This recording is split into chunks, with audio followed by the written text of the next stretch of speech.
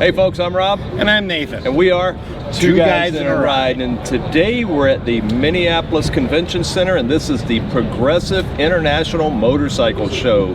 And, you know, what are we going to do today, Nate? Hey, today we are going to take a look at a whole bunch of really cool motorcycles and some side-by-sides and some custom bikes and some builds. Ooh, I'm excited about that. But hey, before we do, take a moment, hit that subscribe button below and hit that bell notification up above so you never miss a video. That's right. So what do you say, Nate?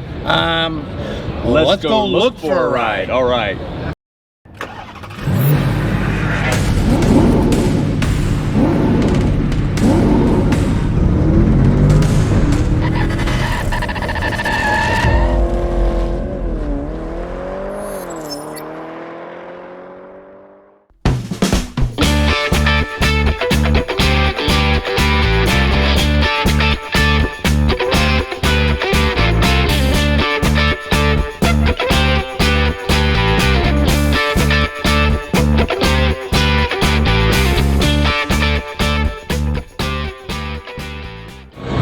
Hey folks, Rob with Two Guys in a Ride. Today I'm at the Minneapolis Convention Center, and this is the Progressive International Motor Show, and I'm with Kevin in the Suzuki booth, and we're taking a look at some of their absolutely beautiful motorcycles. Kevin, why don't you tell folks about yourself and tell us about this motorcycle that we're standing on. Sure, my name's Kevin. I'm with Suzuki Motor of America. So this is going to be the GSX-R 1000 is going to be the pinnacle of our sport bike technology. To go over a few things on this particular bike, if you look down at the brakes on this particular bike, it's going to have Brembo calipers. Suspension is Showa balance-free fork, both shock and front forks on it. Electronics package on this, so you're going to have a 1000cc motorcycle. You're going to have 10 modes of traction control. You're going to have variable power modes, 3 different variable power modes.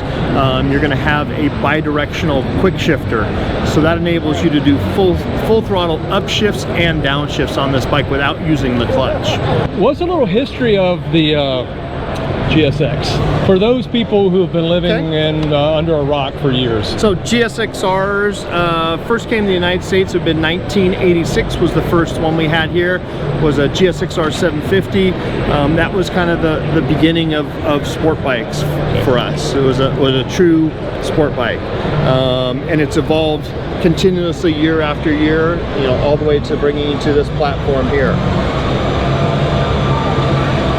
So what kind of horsepower are you looking at in this bike? Horsepower on something like this is going to be, it's not something we publish or put out, but it's going to be in the 180 range. Okay, you know, it's an amazing bike. What are some of the other things that, I mean, it's such a legend. It's almost like it's one of those stories that everyone knows, so it's hard to continue to tell it, but you've done a lot of updates. It's a beautiful bike. You know, the colors, you know, it just had me right away. But just the history of this bike, and just know it's a go-fast bike. It is, and it's built for one thing and one thing only, and that's to circulate a racetrack as fast as you possibly can. When engineers, you know, make any tweaks or go to build these things, that's the #1 thing that they're looking at, is how do we maximize that performance. Right. So over its history, how many versions of this, or itinerations, or model differentiations, you know? So from the mid '80s, so it's had to be a bunch. God, I've got to think back. I look at it in generations. Okay, okay, yeah. I'm going to say this is probably, and I don't want to. And I'm sorry, I didn't mean to just throw you on the spot. Probably the 5th or 6th different generation of these. And that's the cool part about it. It is such a legend, but they do take a lot of time and effort, and it's not something that you've had 50 generations over 30 years. No. When they make the improvements, it's a vast improvement, and it's a growth of that brand and of that bike to continually improve it and make it even faster. You'll see small updates from year to year on things, right, you know, minor updates that most people don't see. Right. But as far as, you know, major platform changes, again, this was 2017 was a major platform change for this bike. So what is the frame and everything made of? Is it aluminum? So frame is made of aluminum. Okay. Yes. Okay. So Oh, and is this a real carbon fiber on the back then with the tailpipe? this is actually an accessory. So this is a Yoshimura slip-on exhaust system that we have on this one. Okay.